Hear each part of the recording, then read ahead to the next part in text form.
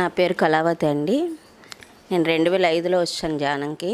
అంటే నేను లావుగా ఉన్నానని ఫీల్ అయ్యేదాన్ని.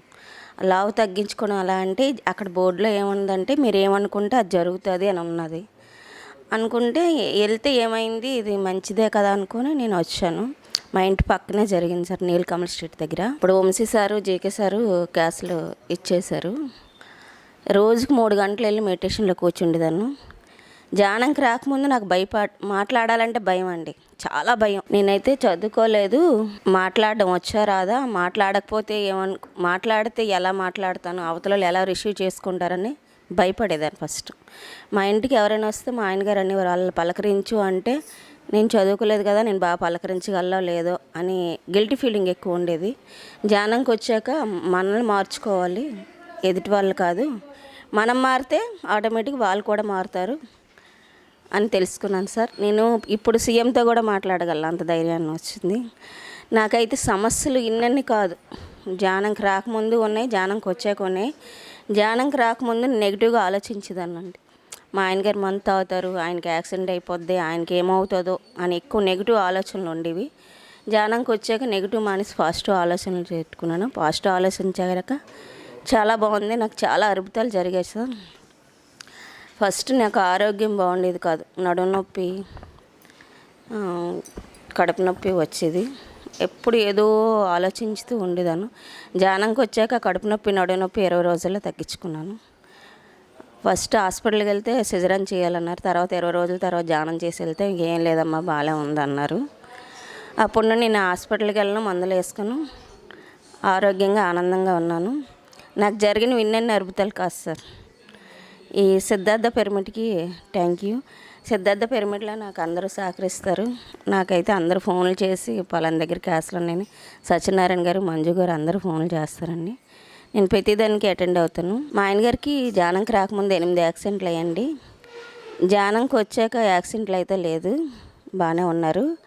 హెల్త్ పరంగా ఆయనకి బాగాలేదన్నమాట. ఆయనకి బోన్ టీవీ అని వచ్చిందండి. వస్తే హాస్పిటల్కి తీసుకెళ్ళి మందులు వాడైనా చేసాము. చేస్తే డాక్టర్ గారు అయితే మేము గ్యారెంటీ చెప్పలేమమ్మా అని చెప్పారు.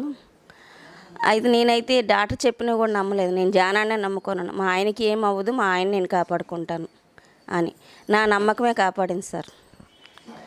అంటే ధ్యానంకి వచ్చాక నేను ఎవరికి ధ్యానం చేస్తాను, ధ్యాన ప్రచారం చేస్తాను, మా ఆయన బాగుండాలి, మా ఇద్దరం కలిపి ధ్యానం చేస్తాము, ధ్యాన ప్రచారం చేస్తాం, ఇదే పెట్టుకున్నాను సార్ సంకల్పం. పెట్టుకున్నాక ఒక 6 నెలలు నడుము నొప్పికి చేతులు కాలు పనిచేయలేదు సార్. మా ఆయనగారు బెడ్ మీద ఉండేవారు. డాక్టర్ గారు వచ్చి మేము చెప్పలేమమ్మా, తగ్గితే తగ్గొచ్చు, తగ్గకపోతే లేదని చెప్పారు. కానీ 6 నెలల తర్వాత ఆయనకి తగ్గిపోయింది, బాగానే ఉన్నారు, తిరుగాడుతున్నారు. పాపకి పెళ్లి సెటిల్ అయ్యింది, మా అమ్మాయి ఆడపడుచు కొడుకుతే. పెళ్లి చేయడానికి ఇంకా ఆయనకి సహకారం లేదు, కానీ దేవుడు నాకు ఆ శక్తిని ఇచ్చాడు. నేనే కార్డులు పంచి పెళ్ళికి అన్నీ నేనే చేశాను. పెళ్లి రోజు వరకు ఆయన పని ఆయన చేసుకోలేరు, పెళ్లి రోజు సాయంత్రం నుండి ఆయన మటుకు ఆయనే లేచారు సార్. అక్కడ మిరాకిల్ జరిగింది నిజంగా. పెళ్ళి మాకు డీజే అన్నీ ఉంటాయి కదా పాటల ప్రోగ్రాంలో, అక్కడ డ్యాన్స్ మా ఆయన వేశారు. అందరూ ఆశ్చర్యపోయారు, అదేంటి బెడ్ మీద ఉన్నారు. పంతులు గారు అన్నారు కంకణం వీణైనా కట్టుకుంటారా అని అడిగారు. అవును సార్ అంటే, ఆయన కూర్చోడానికి ఓపిక లేదమ్మా, ఆయన ఏం కంకణం కట్టుకుంటారు అన్నారు. లేదు సార్ మా ఆయనగారు చేస్తారు, మాకు నమ్మకం ఉంది, మీకు నమ్మకం ఉన్నా లేకపోతే మరి ఏం చేయలేం. సరే అమ్మ మీ ఇష్టం, ఆయనకి మీకు ఓపుకున్నప్పుడు నేనేం చేస్తానని ఆయన కుర్చీలో కూర్చున్నారు. నేను కింద కూర్చొని పంతులు గారు పీటల మీద కూర్చోవాలి కదా, కూర్చొని ఆయన చేయలేను కూడా నేను చేశాను. కానీ అది అయిపోయింది. పెళ్ళి నుండి బాగానే ఉంది ఆయనకి. మళ్ళీ 6 నెలల తర్వాత మళ్ళీ అదే ప్రాబ్లం రిపీట్ అయిందనమాట. ఈ లాక్డౌన్ టైంలో అప్పుడు పెద్దమ్మాయి డెలివరీ, చిన్నమ్మాయి డెలివరీ, మా ఆయనకి హెల్త్ బాగాలేకపోవడం, అన్నీ కూడా ధ్యానం అన్నీ నాకు సహకరించాయి. నేను షాప్ చూసుకుంటూ 2 మనవడు మనవరాళ్ళకి చూసుకుంటూ మా ఆయన్ని చూసుకుంటూ చేశాను. మా వీధిలో అయితే గ్రేట్ కళావతిలాగా ఎవరు చేయలేరన్న. అంటే డబ్బుల సమస్య, ఇవతల పనులు చేసుకోవాలి, షాపుకి సామాన్లు కావాలన్నా నేనే పరిగెట్టాలి, ఇంటికి సామాన్లు కావాలన్నా, పిల్లలకి ఏది కావాలని నేనే తేవాలి, ఆయనకి హాస్పిటల్ కన్నా నేనే. అన్ని రకాలుగా మాస్టర్స్ నాకు చాలా హెల్ప్ చేశారండి. కృతజ్ఞతలు చెప్పుకుంటున్నాను. కృతజ్ఞత అన్నమాట చాలా చిన్నది, చాలా ఎంతో చెప్పాలి.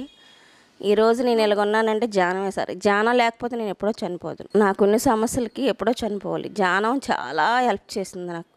ఈరోజు నేను ఆరోగ్యంగా, ఆనందంగా, ప్రశాంతంగా ఉన్నానంటే ధ్యానం. ఇప్పుడు కూడా మళ్ళీ ఆయన తిరిగాడుతున్నారు, బాగానే ఉన్నారు. 3 సార్లు ఆయన ప్రాబ్లం నుండి బయటపడ్డారు. ఫస్ట్ నాకు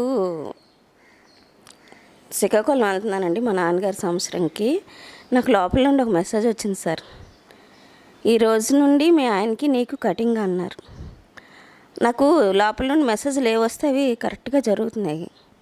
ఫస్ట్ నేను సిఎంఆర్కి వెళ్తుంటే నేను మెడిటేషన్ చేసి వెళ్తాను. ఎక్కడికి వెళ్ళి ఒక 5 నిమిషాలు 2 నిమిషాలు చేసి ఆ పని సక్సెస్ అవ్వాలని చేసి వెళ్తుంటే, ఇప్పుడు నువ్వు సిఎంఆర్కి వెళ్ళడం అంత అవసరమా అని వచ్చింది లోపల నుండి మెసేజ్. అదేంటి అలా వచ్చిందంటే, ధ్యానంకి వచ్చిన కొత్తలో నేను దాన్ని పెద్దగా పట్టించుకోలేదు. ఆ తర్వాత సిఎంఆర్లో నాకు క్యాష్ పోయింది 4,000. పోయాక నాకు అర్థమైందంటే నేను చేసిన పొరపాటు, ఇంక లోపల ఉండి ఏదొస్తే అది ఆచరించాలని అర్థమైంది. ఆ తర్వాత మా ఆయనగారు, నేను శ్రీకాకుళం వెళ్తున్నాను, మా ఆయనగారు బస్ స్టాప్కి కాంప్లెక్స్కి తీసుకెళ్తున్నారు. నాకు లోపల నుండి ధ్యానం కూర్చొని లేచిన వెంటనే నీకు మీ ఆయనకి ఈ రోజు నుండి కట్టాను వచ్చింది. అదేంటి అలా వచ్చిందని నాకు ఇంతంత కాదు, ఇంక ఏడుపు అంటే ఎంత 3 గంటల సేపు ఆపకంటే ఏడ్చాను సార్.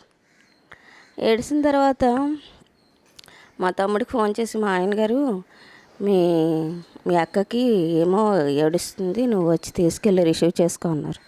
సరే బావా అన్నారు. మా తమ్ముడు వచ్చాడు. ఏటైందంటే ఏం లేదని చెప్పాను. కానీ ఆ రోజు ఏం జరిగిందంటే, మా ఆయనగారికి 2 ఆటోలు 1 బస్సు 3 వస్తుండగా టైరు పంచర్ అయిపోయి తుల్లిపోయింది. కానీ మా ఆయనగారికి ఏం అవ్వలేదు. అదే అదృష్టం నిజంగా. ఆ రోజు ఆయన చనిపోవలసిన వాళ్ళు బతికారు. అప్పుడు మా ఆయనగారు ఫోన్ చేసి, నీ తాలిబొట్టు చాలా గట్టిది, నువ్వు అదృష్టమంత్రాలు అన్నారు. అదేంటి ఇలాగ అంటున్నారని అంటే, 2 ఆటోలు బస్సు మధ్యలో టైర్ పంచర్ అయిపోయి బరస్ట్ అయిపోయి తుల్లిపోయిందంట. కానీ ఈయనకి ఏం చిన్న దెబ్బ కూడా తగలలేదు. అది ఎంత అదృష్టమో కదా. నాకు అన్నీ అద్భుతాలంటే ఇంక ఇన్నని కాదు, ఆరోగ్యం, ఆనందం. నేను జానపచారం అన్నీ ఎక్కడికి కావాలంటే అక్కడికి మంజు గారు పిలిస్తే అప్పుడు పల్లెటూరులో కూడా ధ్యానం చెప్పేవాళ్ళం, అందరం కలిసి వెళ్ళేవారు. Jagadishwari madam center, first GK గారి సెంటర్, తర్వాత జగదీశ్వరి మేడం. ఈ 10 సంవత్సరాలు బట్టి సత్యనారాయణ గారి సెంటర్కి వస్తున్నాము. సత్యనారాయణ గారు అందరినీ సహకరిస్తూ, అందరినీ ప్రేమగా చూసుకుంటూ, అందరినీ పలకరిస్తూ ఎలా ఉన్నారు ఏంటి అని అడుగుతూ ఉంటారు. పెద్ద పాపకి పాప పుట్టింది, ప్రకృతి అని పెట్టాను. చిన్న పాపకి బాబు పుట్టాడు, బుద్ధుడు అని పెట్టాను. నాకు అన్నీ ఆరోగ్యం, ఆనందం అంతా బాగుంది సార్. ఈ ధ్యానంకి రాకపోతే నేను నిజంగా జీరో అయిపోతాను. ధ్యానంకి వచ్చాక అన్నీ ఆనందాన్ని సంపాదించుకున్నాను. పత్రి గారికి నా కృతజ్ఞతలు, ఎంత చెప్పినా తక్కువే. కృతజ్ఞతలు. పిఎంసి ఛానల్కి థ్యాంక్ యూ.